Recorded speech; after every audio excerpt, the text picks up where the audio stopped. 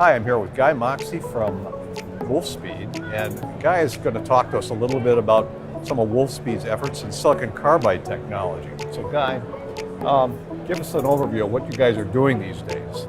Oh, good afternoon. Absolutely, sure will. You'll notice that we have system level demos.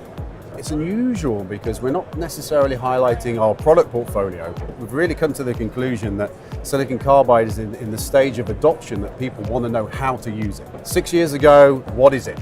3 years ago, can I get it? Is it reliable? Today, how do I use it in my system? So what we've done, and we have several very intensive application system level demos highlighting, for example here, 6.6 kilowatt onboard charger for automotive. Just behind you is a 60 kilowatt boost converter for solar.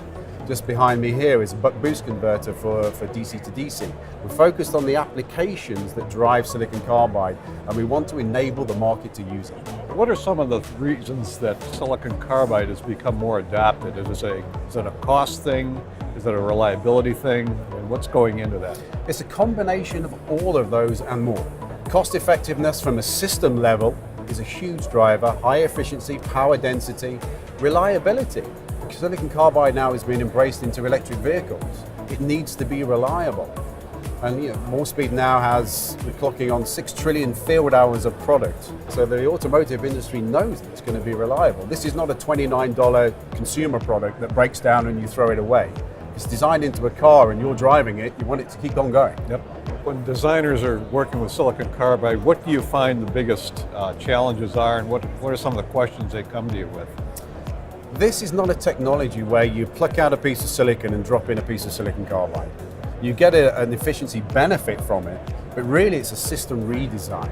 So this is again why we have system level demonstrations that we give to accounts. We have paper designs that helps them transform that design to really utilize the value proposition of silicon carbide. And it speeds up design cycles. Not many customers have teams of engineers that can spend 2 years studying. They want to use it and they want to use it now. It's a very powerful tool.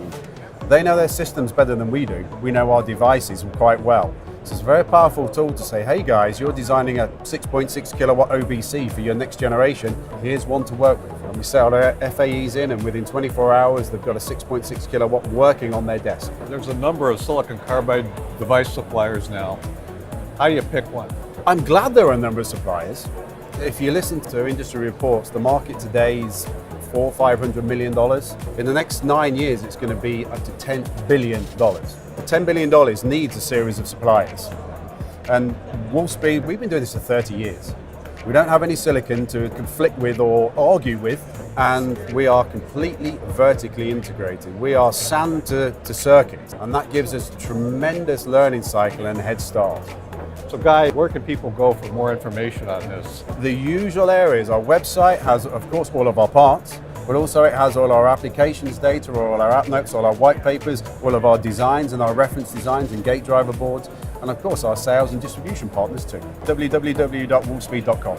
That's a good overview, Guy. It's clear that silicon carbide technology is really maturing, so thank you for that. Not a problem. Thank you.